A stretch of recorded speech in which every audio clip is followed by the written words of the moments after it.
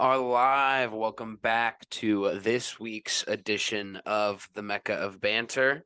The boys are here again. Cheers, brother. July 3rd, having ourselves some drinks over here. Boys are feeling good. Let's check in. How we doing? Dobes, what's up? What's going on, fellas? Been enjoying the nice little 5-day weekend. Capped off with City still top of the table. I know a bunch of boys went to the game this weekend. So it being the middle of summer, there's still a lot for us to sort of dive into. So happy to see you guys and happy to talk some footy today, fellas. Nikki, what's going on over there, my brother? How we doing? Happy to be here and Hafey4 on Twitter. Happy to talk about St. Louis top of the table. Our boy Joshua Yarrow getting another start. Happy to talk about that as well. Transfer rumors, of course. Gotta love Chelsea. And obviously we are rent free, and both the United fans. I don't know why you're saying. But yeah, we're ready to talk. Imagine if Rashford went to Chelsea. Yeah, dude. Hen, what's up, brother? How we doing? What's up, y'all? At Henry Wind here on Twitter. I'm stoked to be here. I'm really excited for this episode. Obviously, diving into St. Louis. I was at City Park 3 times this week, which is like that's the stuff you dream of. Like we've talked about this for years, being able to do that, and so that was sick. I'm really excited to dive into transfers. United actually seems like they're doing something like early in the transfer window for the first time in years. So I'm really excited to dive into that. But cheers, fellas! Happy 4th.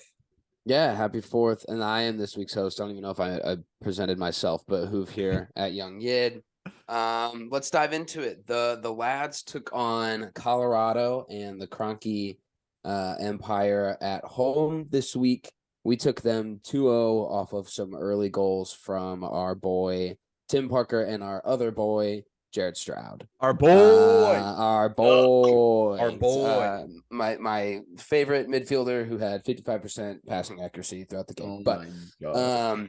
Yeah, the positives. It was a great 3 points. I think we left goals on the table. Could have had more. We're relatively comfortable at the back. You know, the guys that we love taking their chances, Watts and Yarrow and Azeel Jackson, were killing it. Stepped in at the right time. And yeah, a bunch of us were there. So what did you guys see? I think first things first, like I'm stoked that the lineup stayed what it was. You know, when we had that game a little bit earlier in the week, we saw a lot of guys rotating.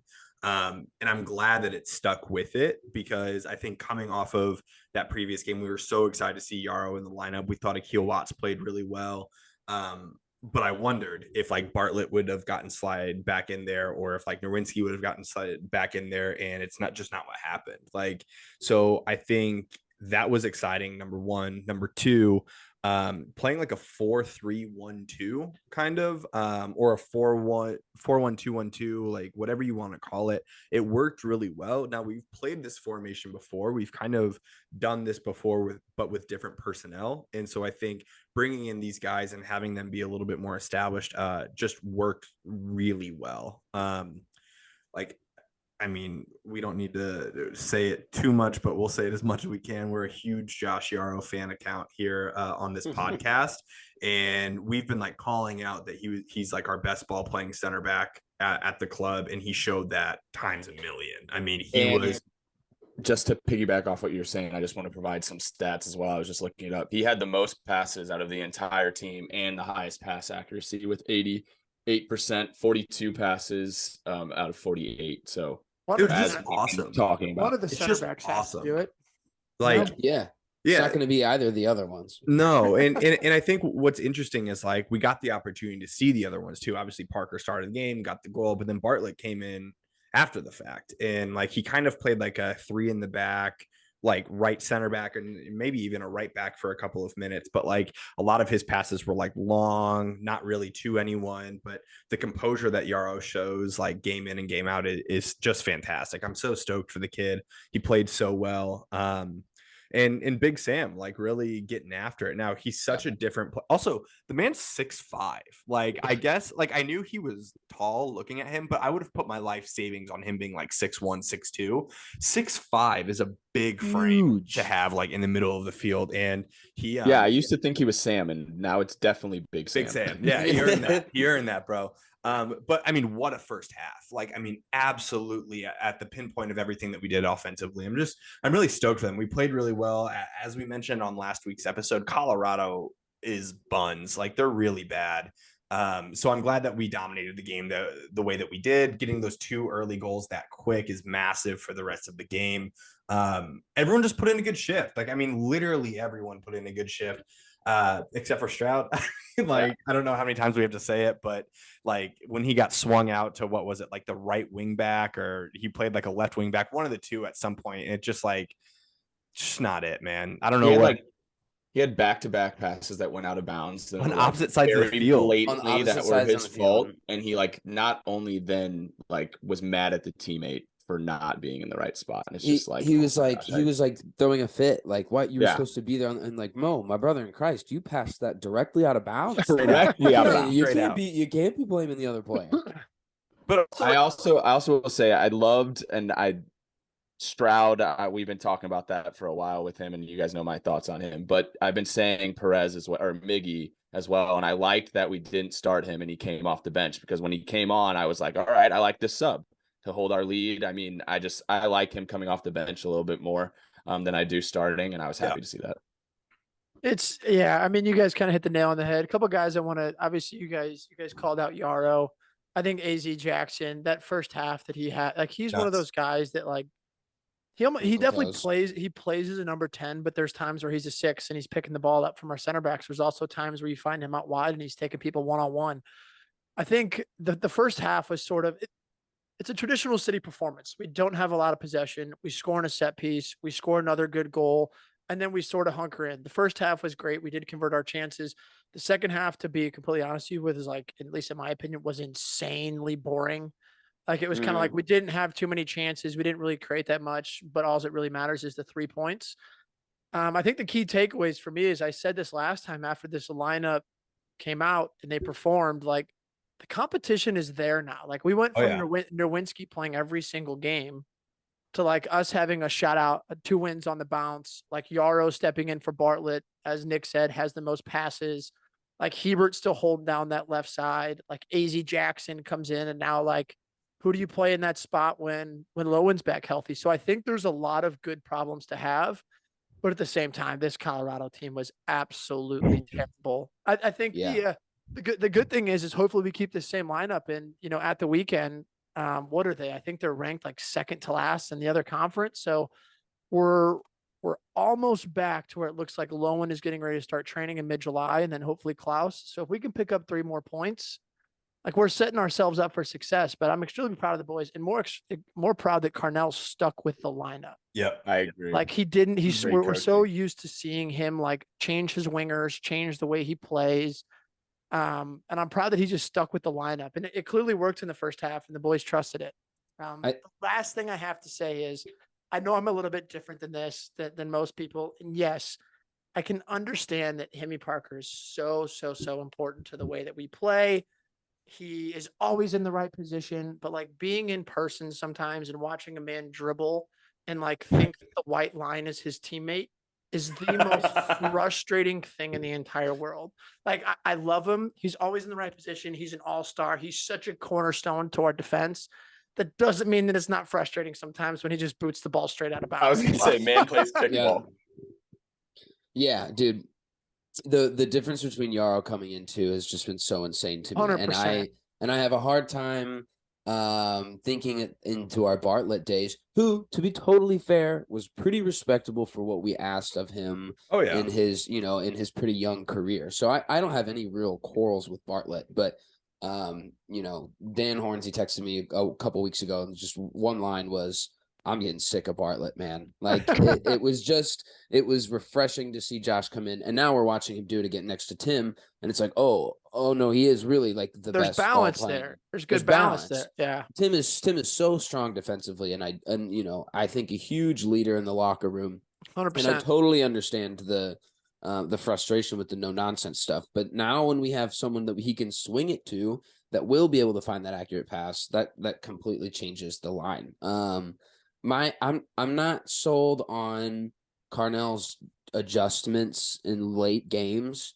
Yeah. I just think they're random sometimes, and it's a long season, and I totally understand recycling and keeping some legs fresh. But I just, we could have killed that game off. Everyone on Twitter and online was so elated about the win, and I had like this weird little just like leftover feeling after the game. It was like we could have hung more. Like, we definitely could have slapped another couple up there. Bro, I and loved the Berkey made a couple huge saves too. Like Berkey huge still saves. I had was about some to stuff say that's do. the only Yeah. name we haven't said that I was going to bring up is Berkey. I feel like Huge saves. Huge saves. And I Huge think he and Parker both are totally deserving of this all-star appearance. I think Klaus and Lowen are both in this all-star game too, should they stay healthy. But yeah, and seeing them go forward with like a 3-back system, I think is solely due to Josh. Like the 100%. comfortable, the way that they feel now with the back line with the ball. Hebert's never going to be that guy up on the wing, but that means you can leave, Stroud or whoever you want out on the left while Watts is giving his full run on the right side. If you looked at some of those stats and the passing progression lines I sent over, and I think we tweeted them, most of the game going forward, they were in like a 3-2-2-2, like, and it all went through the right side. It was completely neglected on the left. So I thought that was interesting. I think that gives a look to what we're gonna see going forward. I think with just one more healthy, stud center back, one more healthy stud center back. I think that's our strongest, area of depth. So why not play with more of them if we're gonna keep playing, still an offensive style? I sometimes hate 3 and 5 at the back, but it's definitely not a pragmatic way of playing. So I'm definitely curious interested. your guys' thoughts, because I think we all kind of agree, and we had the same conversation last week. Like, who do you play as your wingers? Obviously, Stroud was the choice, and I think, give him credit, he scored the 50. The guy Less than 60% hustles. passing accuracy, no matter what position you play, is terrible. So, like, I'm curious again. Like, I would love to see Pompeo play there. I think whenever he comes on, I read something that today that was like, I think it was like 10-3-2 City is when like Alm just plays, not even starts. Mhm. So like I think there's a few different key options there, but I'm curious to see what Carnell does, because like yes, he scored, but like can't believe I'm about to put Cristiano Ronaldo's name in the same conversation as Jared Stroud, but like God. we've seen performances where like players score and they're terrible. Yeah. So like that's all I'm trying to say is it's sort of that like yes, he scored, and I hope that there's that like not satisfaction of like, hey, we can still be better than we were on Saturday night. So we'll see. Man, it wasn't a great shot either. Like it went in. It went fantastic. in, and it's a hard save for the keeper, because it was through some legs and he couldn't get down. So didn't have a view on it. But man, the funniest part to me, I watched it. I was babysitting my nephew, and I watched it on TV. And the announcer, Big Sam picks Jared out front. The announcer goes, "Jared looking for the corner." Goes straight down the middle of the net. Had an entire half of the goal open on the right side. He just scuffed it down the middle, and it went in. And it went in. We take it. But I think I was laughing. I think some of the fans that were like sitting around me at the game thought I was nuts, because like Stroud scored and I was like still like very loudly talking shit on him. And everybody was kind of like around me, just like staring at me. I was like, I swear to God, he's not good. I promise. That's the Snapchat that Wink sent us of you, and you were just going, Jared. So weak. But yeah, so it was a good bounce. We didn't bounce back. It's another one on the bounce. The boys play Toronto on Saturday, who are not that great, like Dobe said. Hope to continue the run of form there. The only thing I'll say about Toronto, though, is like they do have guys that can play in moments. Like Toronto definitely has guys that can like pop up and put the ball in the net. Like they have like the 2 highest paid players until Messi. Like they have the 2 highest paid players in the MLS on their team, and like they can have moments of brilliance. So like if our defense falls asleep, which we have done a couple times this season, they can definitely challenge. Yep, there's some star power on that team for sure. We have our buddy Bucci Main joining us late from a nap, brother. Welcome to it. How are you doing, Bush? Snoozy boy.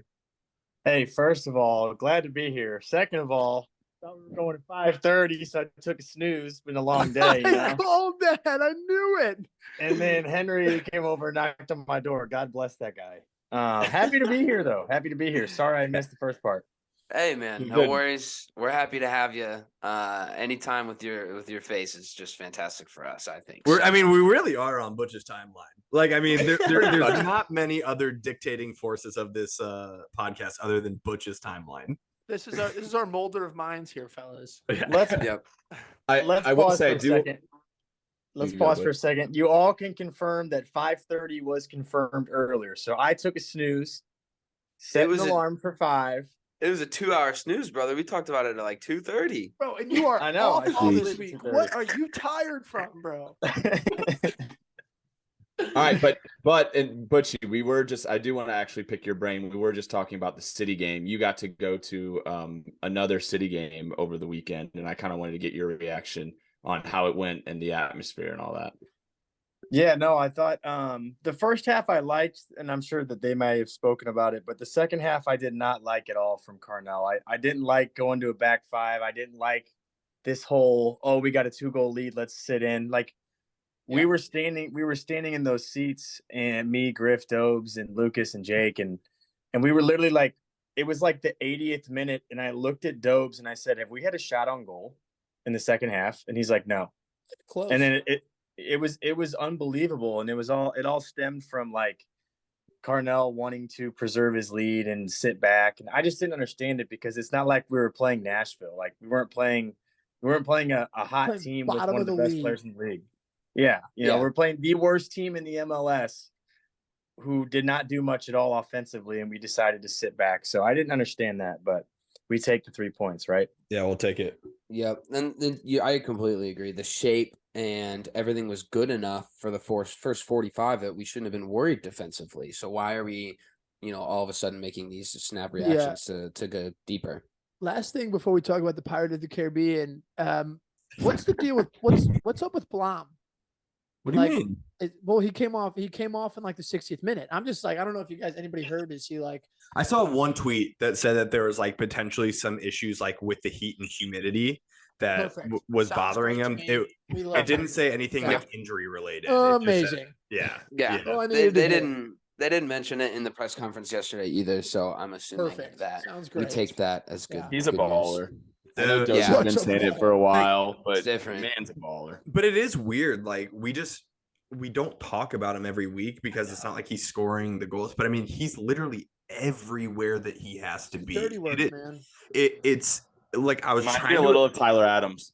Yeah, I was trying to explain it to Paige the other day of how hard that position is to play, to not be like sucked into where the ball is because you're guarding space, but always knowing where to step. Like it's such an unsexy position to play, but like it's the world's biggest difference when you have a guy in your team who can do that versus a guy that can't. And like I don't know, I just think of like Miggy sometimes when he like fills in for that position, like how he just doesn't have yet like that perspective on the game to know where to pop up. And like Blom's just different gravy, man. I don't think anyone can get out of tight spaces better than him on the team. No, and so composed too. Like Yeah, that's it's what's so unbelievable. crazy to me. It's unbelievable. He'll pick it up in the middle, He'll turn. only From get his better. body too. Yeah. Only The continue weight to get better. distribution turns. He even said himself, there was that interview with him about how like it took him, and rightfully so, like new city, new surroundings, like it doesn't just take like a month and all of a sudden you're settled in from like coming from where he was to here.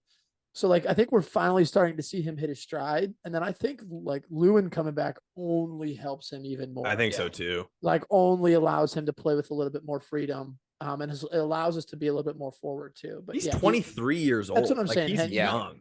and you hit the nail on the head. That's such a you can't like always statistically figure out how good that position is, but he seems like he's everywhere for us. And especially when we're a team that doesn't have the ball, he's extremely important to how we play.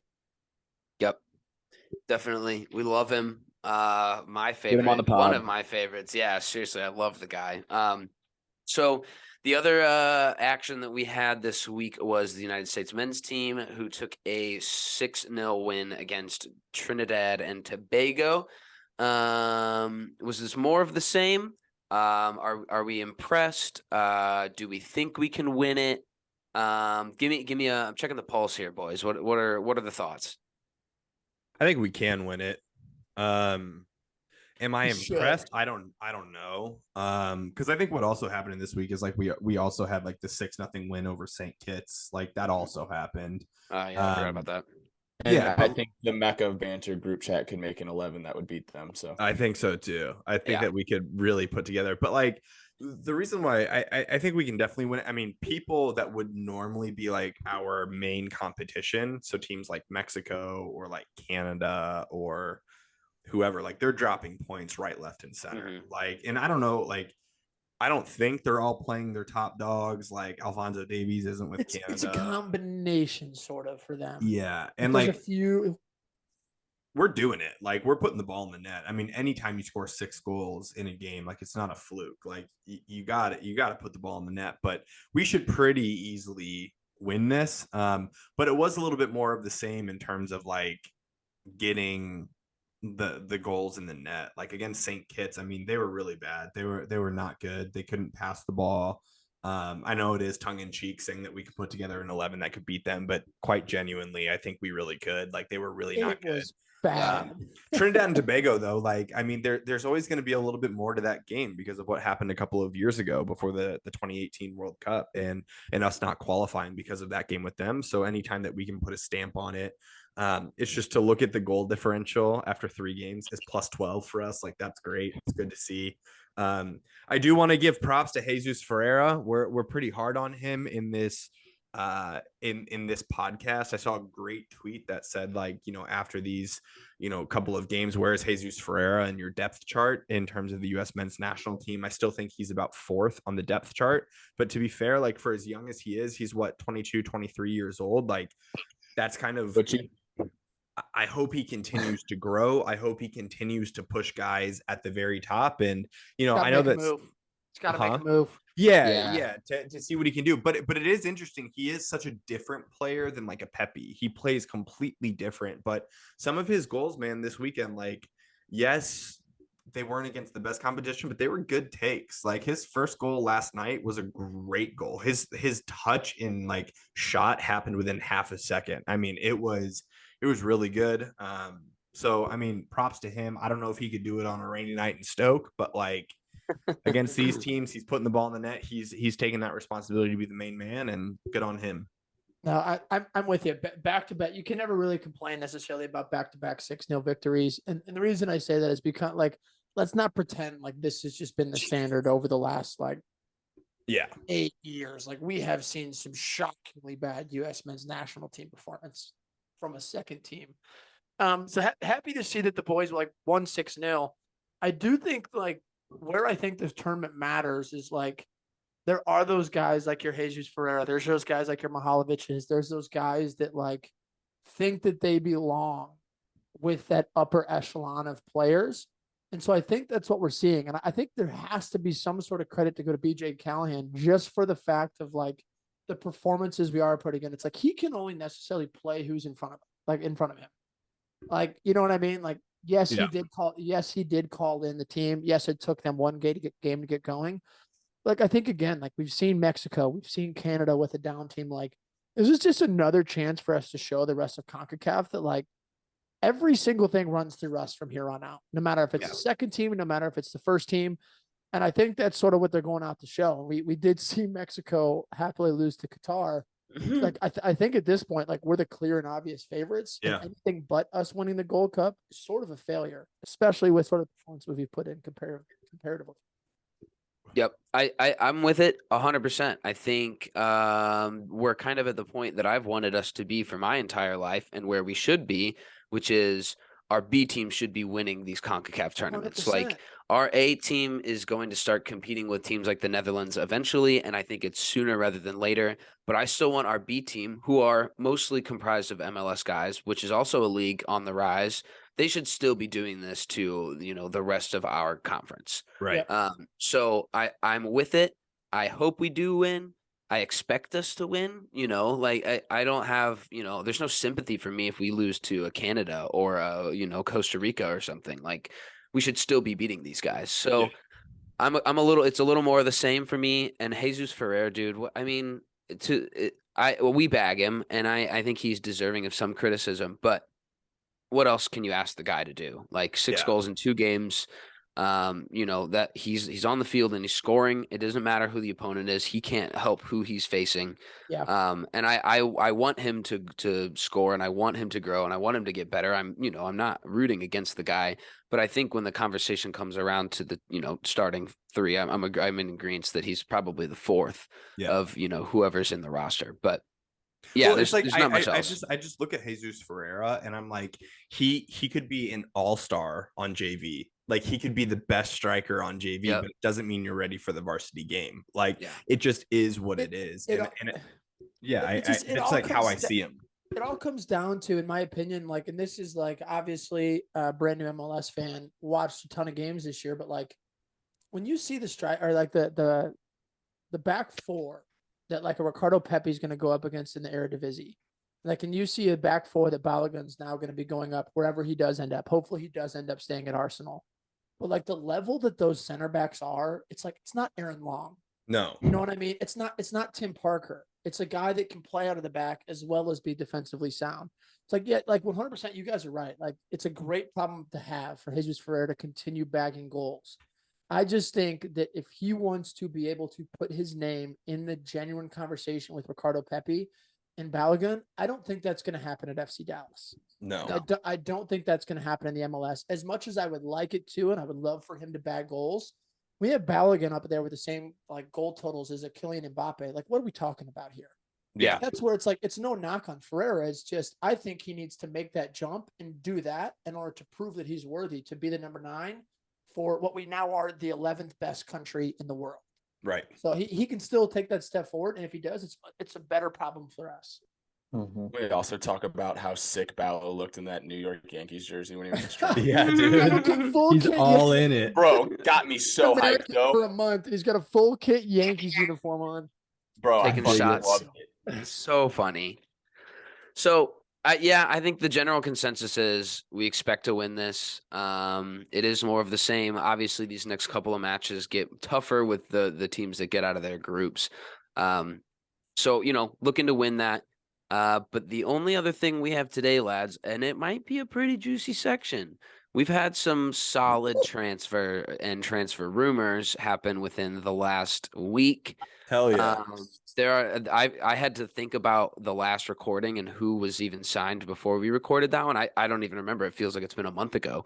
Well, I'll let the United guys take their stab at it first, but definitely some interesting ones for all of us. So Dobes, Hen, who'd you guys pick up this week? Dude, we got the best English midfielder in the world. Bar none. Bar none. Oh We man. signed Mason Mount from Chelsea. And, just call a spade. We're still awaiting official club announcement. My guess is it'll happen tomorrow. But we got the here we go from Fab, which by all means that's what it is. I am so stoked. I'm so excited to have him as part of the team for a couple of reasons. I think Ten Hag has shown, even in his first season, that he likes to press guys high up the field. And to me, he's like an Eriksen replacement. I think that Eriksen still on the ball has a little bit more to his game of finding passes and being like a true 10. But when you play him in an 8 position, I think that Mason Mount will overtake him. He's a signing that'll go straight into the starting 11. It's what we need. And if our backup 8 is the guy that started the majority of the games last year as an 8, I'm here for it.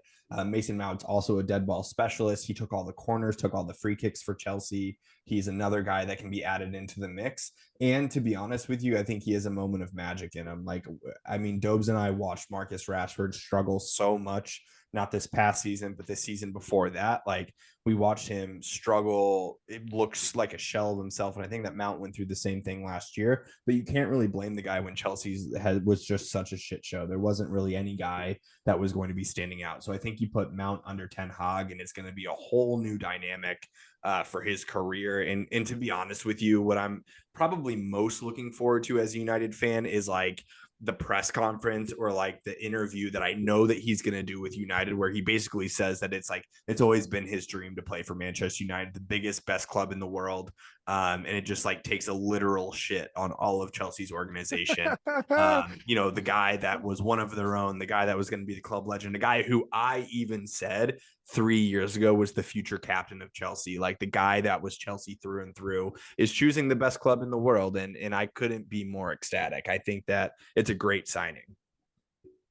I have to say, I got to echo everything that Hen said. I think it's been such a wild turn of events for not just for Chelsea, but for Mason Mount. Because I'm one of those people where like my favorite players that have ever played for Manchester United are Paul Scholes, are Ryan Giggs, are the lifers, your Roy Keanes, who come and join United and they stay, they don't leave, they respect the club's legacy, they respect the club's heritage. And it's nice to know that like Mason Mount can finally have that dream move that he's been like wanting for. He can finally go play for a big club. But I genuinely think that where this means the most is Ten Hag got his guy. Yep. And I think that's something that we haven't seen in the past for any manager. And regardless of like feelings on Mason Mount, regardless of last season, regardless of anything, like if he's Ten Hag's guy and he's become our marquee signing, like welcome to the club, man. You become one of us and you're going to be judged exactly how we judge everybody else. Like if you play like shit, I'm going to say you play like shit. If you ball, which we hope he does, he's going to ball. But I just think he gives us that element to where Eriksen with the combination of Bruno and Casemiro is very good in a possession-based team. Yeah. And I think where Mount gives us a little bit more of that different element is he works his ass off. It comes with 24-year-old legs, of course. But I do think that he gives us that extra element to be able to be a little bit more athletic in the midfield.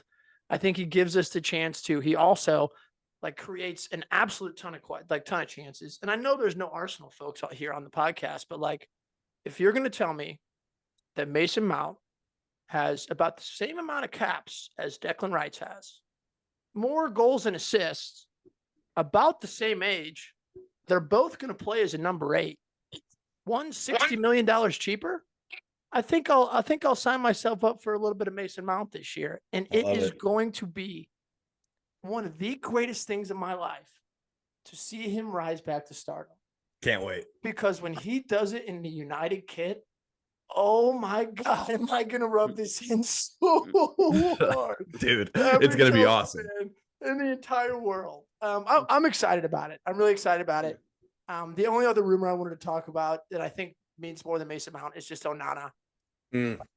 He's the biggest piece that we could sign of anybody, even a 9. I showed these guys I don't know if I showed you this or Nick, I showed you this.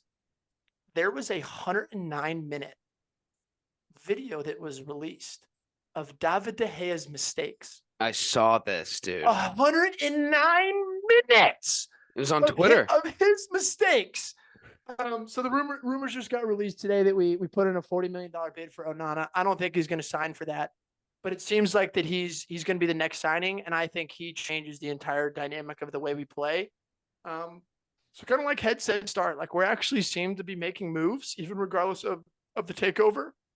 So I'm happy with Mount. If Onana's next, I'll be ecstatic.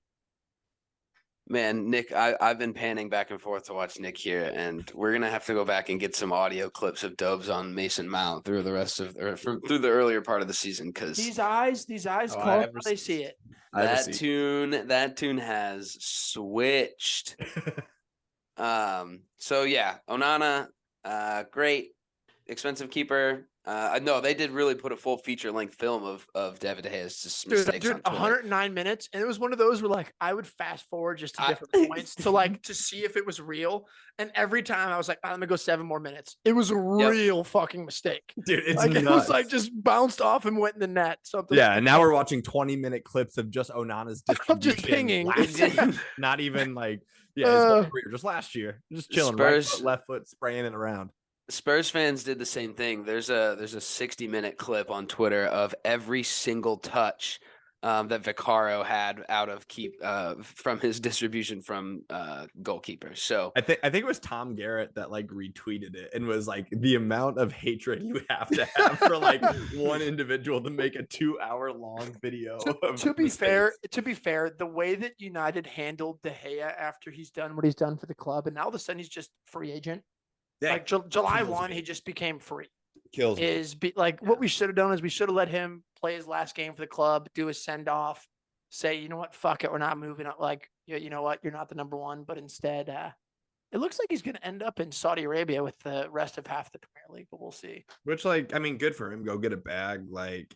But it really does bother me, like a club legend like that. Like, he was our best player through our worst times. Like, I mean, and think about it, like if he was our goalkeeper during the like early 2000s, like when Fergie was there, he would have so many Premier League titles. Bro, he's the only guy that was on our team that has won a Premier League title. Yeah. And to your point, like just the way that we're letting him like leave without even making an announcement about it, and like all the stuff that's coming out about like the club doesn't even know if we're going to get him back. Like it's really sad to see. Like, say what you want about De Gea, he, like, for me, he is like my goalkeeper. He's been my goalkeeper the majority of my fandom to be United. Like, he to me is what I think about of a United keeper, and just for him to like leave like that potentially, it sucks.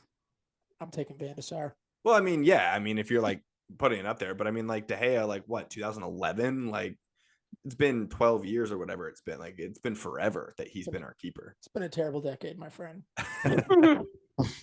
So jumping on over to the mention of Saudi Arabia, Chelsea has had a lot of transfers in and out. Nikki, what's been some of the favorite? I love the transition of Saudi Arabia means Chelsea. Tell me about Ziyech. I was just about to say that's something we could start with. Ziyech's move actually collapsed. He is still a Chelsea player. There was a medical that was done, and supposedly he had a knee injury that they were unaware of. So the deal completely collapsed, and Ziyech is still a Chelsea Blue. So that's wild.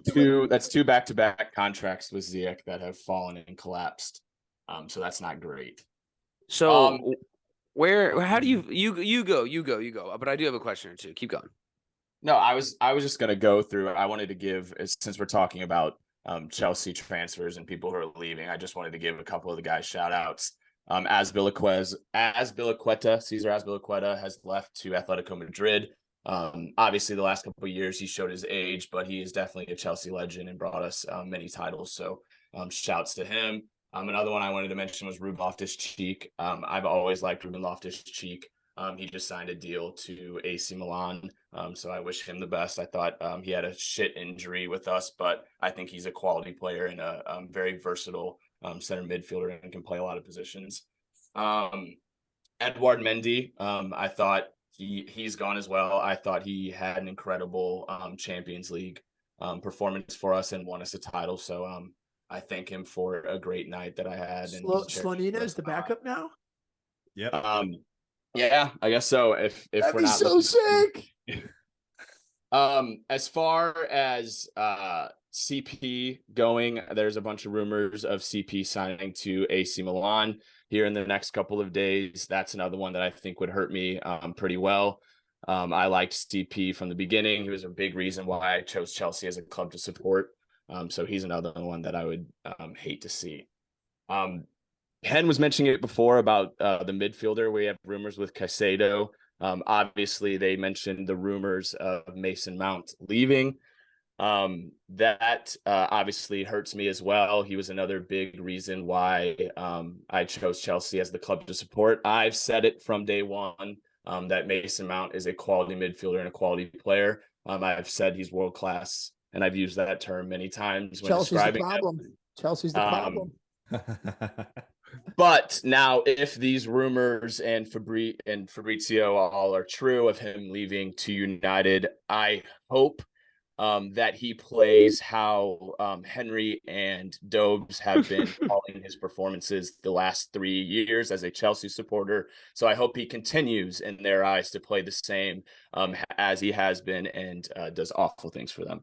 I wish him nothing but the worst. So I mean, it just goes to show like the lack of integrity of the Chelsea fan base. It's like the guy What? that I mean, just wishing Bro, the guy. like some of the biggest Chelsea fans have been tweeting like, "Thank you for all your service. Like you shouldn't have been dealt with this way, bro. Like you shouldn't have been left out to dry." And you saying I wish him all the worst, like, dude. I don't think it's unfair I to don't at all. not I'd be doing root the same if it was to root Rashford. against it the just shows your player. true colors, bro. Just shows Sounds your true good. colors. And yours too, by calling him shit for 3 years. Oh, never. Oh yeah, I doesn't- received. No. It's all good. It doesn't happen often where there's like a, it happened with Van Persie. Like there's a like a Cesc Fabregas where Cesc left. Like there's not a lot of these like big necessarily like clubs don't allow it, but like in the same season we've seen Chelsea let Kai go to Arsenal, which they're kind of in the same boat as us. They're hoping he finds the form. Like Mason Mount's coming. I just think Mount didn't want to go anywhere else but England. But like I do think the one sort of aspect that Nick hasn't brought up, and I'm giving him a little ammo there, is like giving your rival 60 million and then like giving your rival 75 million to go spend and get younger on a player that was probably going to leave anyway. Like business savvy is definitely like in the long term may turn out for them. It's just the emotional attachment to a player for the fans that is like the kicker. kicker for it. Because like money wise, they're making out like bandits. Because like Mason Mount had 1 year left on his contract, and wasn't going to resign. And we paid 60 million to a rival who can now probably go get a younger Casado. So I think that's where the Mount transfer is like. I think it's where it gets a little I still think dark. it's good business for you as a United supporter as well. I think he's a quality midfielder. And I think, like you guys both just said, he immediately goes into your starting lineup, as I've been saying for years that he would. You're right. But you guys have never said he would. Well, you're right. Yeah, I know I'm right. No, you're right. But I would rather go get a younger, non-English, $35 million, $45 million guy that can grow in. But we got 10 Heggs guys, so I'll take it. Yeah, so my question is, Nick, so I guess it's definitely, and you alluded to it, it's here and there, but like, how do you feel about some of these guys leaving? You obviously needed to clean house, and there were a lot of guys that needed to go. But, the people that are, is that just, personal opinion that, you're happy about some and not the others? Like, what's the kind of vibe? No, absolutely. It hurts. I think Mount's the one that hurts the most. He was the one, like, I mean, obviously they've been saying it. I mean, he's been a Chelsea player through and through. He's one of the big reasons I chose the club to support. I thought he was going to be a lifer, thought he was going to be the captain. We had a rough season and he wanted to ditch the ship. So I don't have really much sympathy for him. Like, he's just kind of leaving us to go to another club. So that's why I said I hope the worst for him. As far as what he did for Chelsea, I mean, it's great. I thought he was obviously a world-class player, but that one hurts a lot. CP doesn't hurt that much because he's not going to England. I think if he would have went to an England side, it would have hurt a lot more. But the fact that he's going to AC Milan, I wish him the best. He rejected Lyon today. Yeah, I saw that. So he turned down Lyon. Interesting. Yeah. Yeah, I think CP is a prime example of someone who was lost in the Chelsea system. I think he deserves better, and I think he will get it at AC Milan. Obviously, Kovacic, that's another one we haven't really talked about. That one hurts me a lot. I loved Kovacic, and I've loved Kovacic for a while, so losing him hurts. But Kai is another one. Like, it fucking pisses me off that he's going to another English club, especially Arsenal. Once again, I think he's going to make the club better, so that just irks me a lot. It's not as personal with him because he's not a Chelsea lifer, so he can kind of just get bent. So that's pretty much it. I feel you 100%, and I think if it's the English club thing. 100%. Harry Kane going somewhere in England, like especially to Arsenal, Chelsea, it's over. Like from my standpoint, it's tough to ignore every record and all these things that he'd set, but it's over. So I'm defending. I don't think any of us really truly wish the worst on a player, but definitely wanting him to not perform in a United kit. I'm defending that 100%. Yeah, I hope he flops. Yeah. That's how I would feel too. What are you two? You guys are the perfect two for this. What are your guys' thoughts on your ex-boy, your new boy, Poacher's comments in the interview? I just watched his interview today. I told you guys before the pod. I thought it was really interesting, and I didn't mind him throwing Spurs underneath so quickly. Most Um, successful club in the last 15 years is what you call Chelsea. yeah. I also thought it was That's what really. coach called Chelsea. I thought it was really. That happened while you were interesting. asleep, Bush. That happened this afternoon. Oh, Damn, Doug or a lot of Butchie, do time you passed. disagree? That they're the most successful in the last 15 years? Is Yeah, Liverpool? I disagree. What the hell? Man City has 7 league titles. Okay, yeah. I thought he was gonna throw Liverpool in there. Then I would have fucking roasted him. But we're good. Yeah, dude. No, but I thought it was interesting how confident he was. I really Me was. too. Me too. I thought that was Because I told you guys on a couple of pods ago, my prediction for next year is I hope we do better than 12th, and he's making it seem like we're going to be fighting for the league title. So I'm very intrigued to see what he brings. I will say I love his part about the culture and talking about the players and how he wants to bring a good environment to the training grounds. I know that's probably what every coach and manager says during a PR interview, but it was nice to hear from him. But yeah, I thought it was really interesting how confident he was. Snake. Dead to me. I was about to say, Absolutely dead to me. His best years as a manager were finishing second in a Champions League and third in the league. So congrats on all the success that you've had, Poch. Hope you can turn Chelsea around. Guy can fucking blow me. Yeah, so moving on. Liverpool has made a signing, but it is a big signing to Big a certain signing. degree. Sasha Yeah, Bayoko. Butchie. talk about how every Sasha time they sign Bayoko. someone, the Europa League tweets, and it makes Oh, me it's so- amazing, makes me dude. die. It's I will amazing. say I mean, that I'm is not pretty- in that is Europe, funny. but like it's still funny. I will say that is funny. I laughed at it when I saw it last night. I saw it. I started laughing.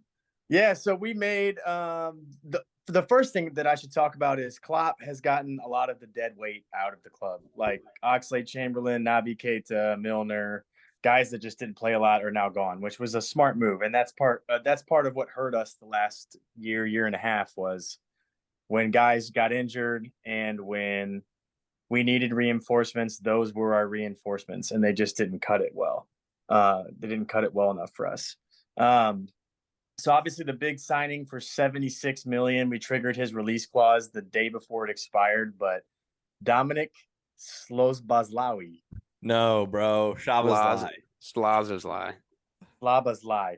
Slava. We are I'm off to still- a I'm hot still start here, practicing. folks. Hot start. Dude, we have a I'm manager still that we practicing, can't pronounce bro. his name, and we have a player that we can't pronounce his name. We got to figure this out. Butchie, It's been all 2 during days. golf on Saturday, Butch was gassing this dude too. He can't even pronounce his name. Well, no shit. You pronounced that name right. You Slobodoko. freaking boner. All right, listen.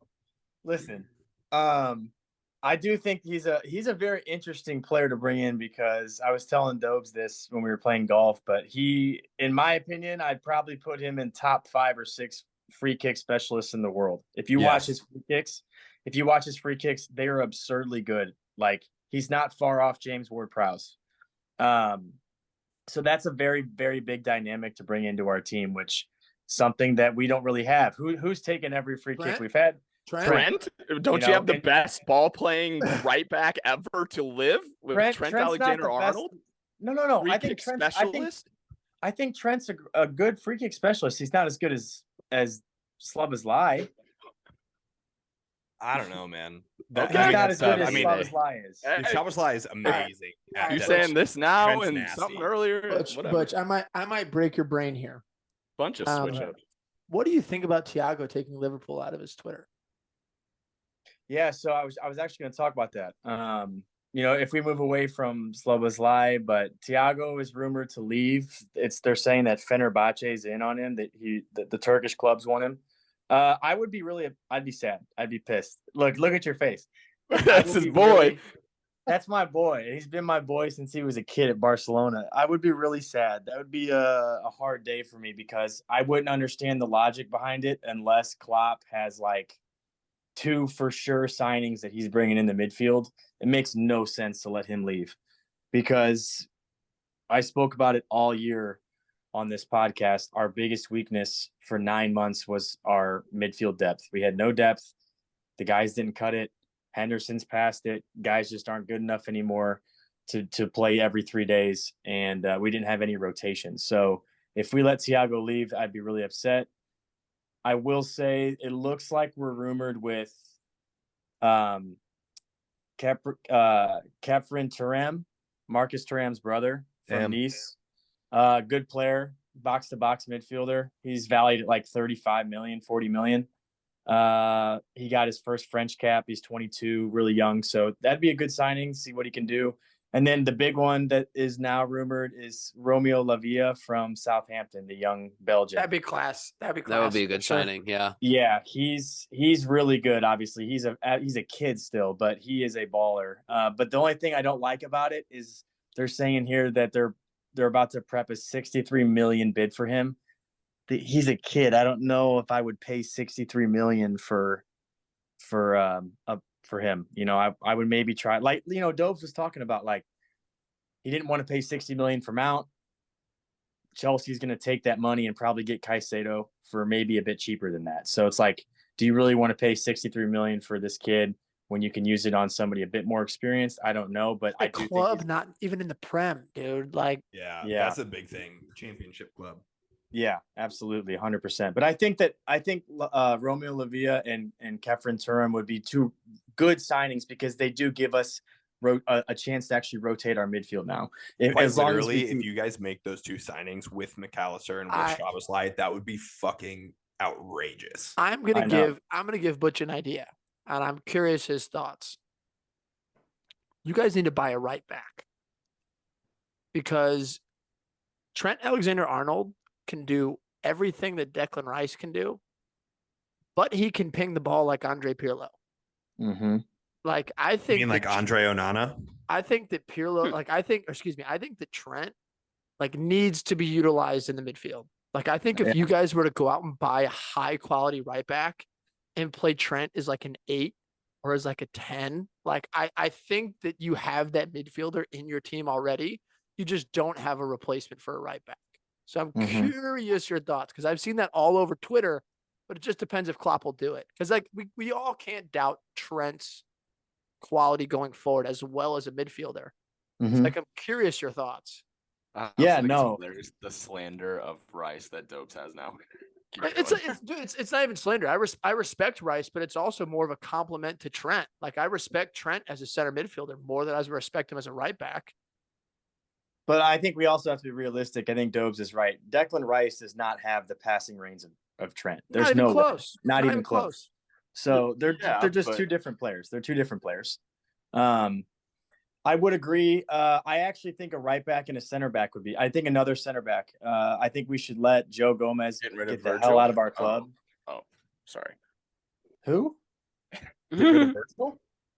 Replace Virgil? Yeah, I thought that's where you were going. Sorry, I didn't. Oh, no. I want to get, like, Joe Gomez out. Like, he's just not good enough, and get him gone. Get some money for him. Keep obviously Konate's a baller. Virgil's Virgil. Keep Matip as a backup, and then bring in a guy that would be our third choice. And I would love back, dude. So Virgil's a keep. Nick, you're telling me you wouldn't take Virgil? No, I just want to know. I want to hear it from you. Yes, you keep Virgil, you dingus. Okay, you just said Virgil's Virgil. I didn't know if that meant keep or replace. Sorry. What do you mean? Okay, if I say Virgil's Virgil, the 2 years ago, that could be keep or replace. Bruh. Oh my gosh. It's okay. I still love you though, man. I haven't seen you in a while. But listen. I didn't say that. I agreed. I was just asking. But listen, there's one guy that I would actually really like. If you think about Liverpool, the one thing we don't have is a left-footed center back, and I would like to have one. And the guy that I'm thinking of he's been a baller at Sporting for 2 years. He's really young, 21. I also signed him in a former career mode. Dude lit it up, dude. Jesus, man. I swear to God, I had him in a career mode on Barcelona. He got it to like an 88. Dude, so no, his name's Gonçalo Inação. He's Portuguese. Really, really highly rated prospect. He's gotten some starts for Portugal's national team. 89 potential on FIFA.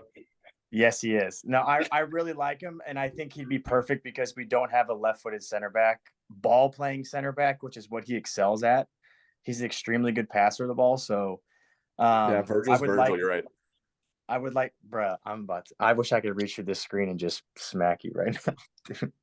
Listen, those are my two things. And then if I could sign a right back, Dopes, Tell me that's not the craziest shout for real. Like Trent is a baller of a center midfielder.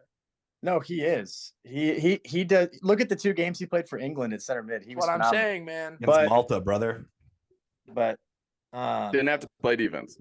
okay, but you can say the same thing about Jesus Ferreira against St. Kitts.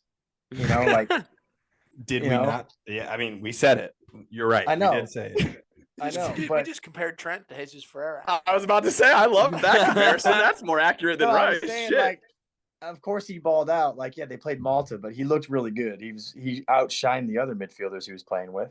But the one right back I would sign again, I would go young here. I would sign Arnau Martinez from La Liga from Girona. He's the future right back of the Spanish national team. He's going to be an absolute stud, and I would sign him. Get him now while he's cheaper. Hope United signs Thiago. Be gross. Bro, he ain't going to United, man. I'll buy you a parka. You already owe me one if you guys finish 12th. So to wrap up all the transfers, I gotta throw my hat in the ring here, boys. We did the thing Hey, that I wanted us to do. Congratulations, bro. We did the thing that I wanted us to do. I said, a couple weeks left in the season, we said, which of the teams do you want to go down this year? And I said, Leicester, give me Matters on a 40 mil transfer fee. And sure as shit, with the club that no one thought would do it, did it. Sign him up in the Tottenham front office, Hotspur fellas. signed Sign him it. up. They got James Levy Madison. in, baby. Levy in. I think it's hilarious that Spurs sign a Leicester midfielder for some experience of title winning. I think it's hilarious. That's good. That's good. Yeah. More titles than the rest of us, but yeah, we have someone to take free kicks now. We're not, depending on Harry Kane's shots into the wall every attempt. And also You gotta something that, think Harry Kane would happily give the ball to. By the way, you gotta think that Harry Kane's Yeah. pumped about this one, and Yeah. and from what I've heard on his transfer saga is that he is open to joining Bayern, but he has not yet really tried to do the force his way out yet thing. So there's a world where he does try and leave, but I do think you get enough around the guy. Hopefully you convince him that something might happen, but.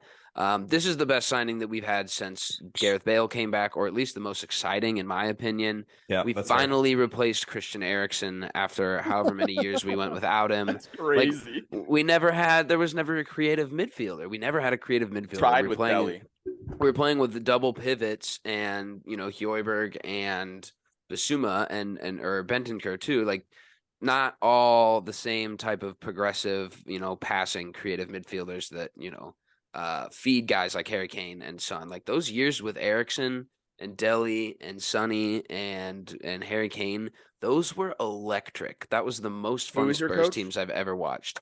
It doesn't matter because he didn't win anything, so it's not like I was just- he's not those. There's no banner up in the rafters with his name on it. So Matters is it's not like he's old. He's 26. he's Yeah, he's in his 26, prime, dude. fella. 26 years old. Like I think it's the best bit of business I've seen Daniel Levy do in a really long time. I So that's really exciting. I don't need to sit here and beat it because no one knows anything that's going to happen before the season starts.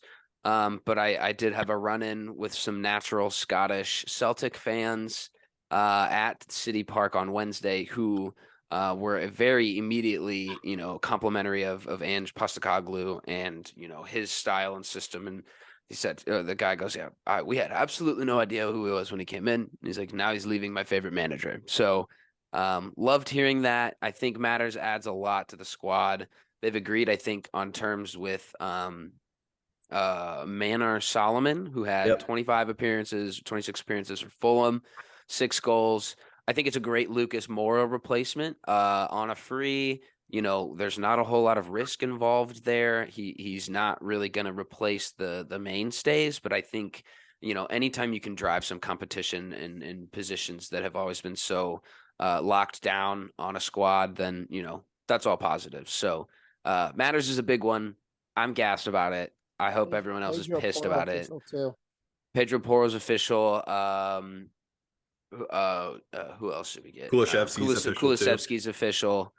So I mean, they're at the least locking down the positions. I still think we need another center back.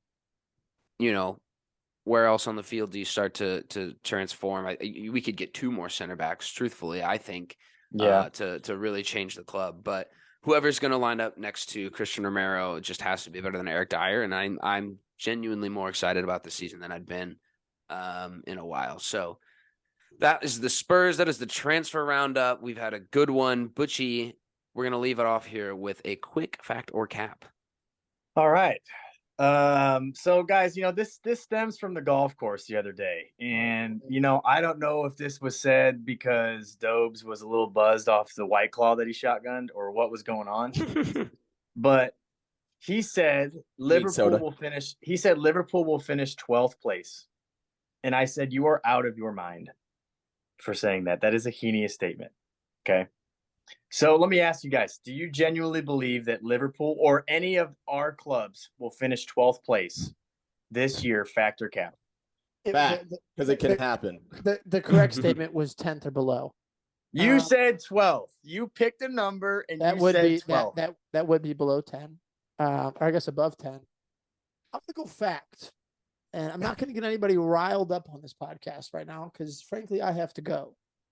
But I'm going to go fact. I'm not going to say who I think it is. He may have just spoke for a little bit about his club. But I think that there is a club here whose back four is about as good as St. Louis City's.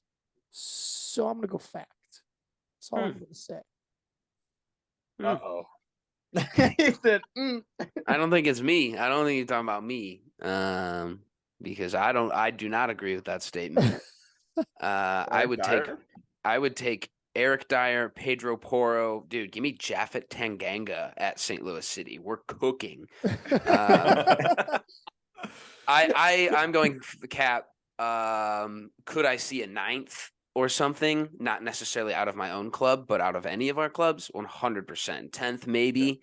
I have a hard time seeing a Chelsea repeat for anybody, including Chelsea. That it's just so statistically wild that that even happened in the first place. Especially So just being in two competitions.